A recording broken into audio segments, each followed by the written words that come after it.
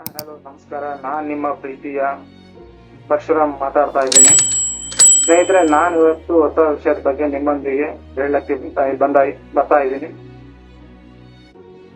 ಇವತ್ತಿನ ವಿಷಯ ಏನಪ್ಪಾ ಅಂದ್ರೆ, ತಹಸೀಲ್ದಾರ್ ಕಚೇರಿಯಲ್ಲಿ ಸಿಗುವಂತಹ ಮತ್ತೊಂದು ಯೋಜನೆ ಬಗ್ಗೆ ನಿಮ್ಮಲ್ಲಿ ನಾನು ಹಂಚಿಕೊಳ್ಳಲು ಬರ್ತಾ ಇದ್ದೀನಿ.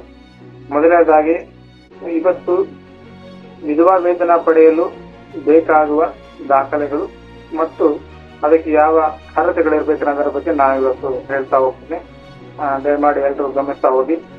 ಮೊದಲನೇದಾಗಿ, ವಿಧವಾ ವೇತನ ಬಗ್ಗೆ ನಮೂನೆ 1ರಲ್ಲಿ ಅರ್ಜಿಯನ್ನು ತುಂಬಿ ದ್ವಿಪ್ರತಿಯಲ್ಲಿ ಅದನ್ನ ಮಾಹಿತಿಯನ್ನ ಕೊಡಬೇಕಾಗುತ್ತೆ. ವಿಧವೆಯರ ವಯಸ್ಸು 18ಕ್ಕಿಂತ ಹೆಚ್ಚಿಗೆ ಇರಬೇಕು, ಕೊಡಬೇಕಾಗುತ್ತೆ. ಮದುವೆ ಅದೇ ರೀತಿ ವಿಧವೆಗೆ 18 ವರ್ಷಕ್ಕಿಂತ ಹೆಚ್ಚಿನ ಮಕ್ಕಳು ಇರಬಾರ್ದು, ಅಥವಾ ಅವರ ಗಂಡು ಮಕ್ಕಳು ಅವರನ್ನ ಪಾಲನೆ ಮಾಡುವಂತ ಸ್ಥಿತಿಯಲ್ಲಿದ್ರೆ ಅವ್ರಿಗೆ ಈ ಸೌಲಭ್ಯ ದಕ್ಕೋದಿಲ್ಲ. ಅದೇ ರೀತಿ ಅಪ್ರಾಪ್ತ ವಯಸ್ಸಿನ ಗಂಡು ಮಕ್ಕಳಿದ್ರೆ ಅವರ ಜನ್ಮ ದಿನಾಂಕ, ಅದು ಶಾಲಾ ದಾಖಲಾತಿಯನ್ನು ಕೂಡ ಕೊಡಬೇಕಾಗುತ್ತೆ. ಅಥವಾ ಗಂಡನ ಊರಿನಲ್ಲಿ ಸ್ಥಿರಾಸ್ತಿ ಅಥವಾ ಯಾವ್ದಾದ್ರು ಆದಾಯ ಮತ್ತು ಕುಟುಂಬ ವಾರ್ಷಿಕ ಆದಾಯ 6,000ಕ್ಕಿಂತ ಹೆಚ್ಚಿಗೆ ಇದ್ರೂ ಕೂಡ ಅವರಿಗೆ ಈ ಸೌಲಭ್ಯ ಸಿಗುವುದಿಲ್ಲ.